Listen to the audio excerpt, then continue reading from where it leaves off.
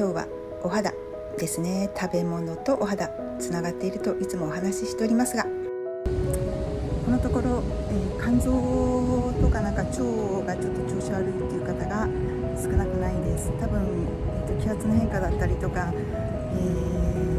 の暑さが続いていることや、この湿気、9月に入ってまだ湿気かなりあるので、この辺りで自律神経が乱れて、その原因を作っている可能性もあります。ですので、ちょっと台風が近づく時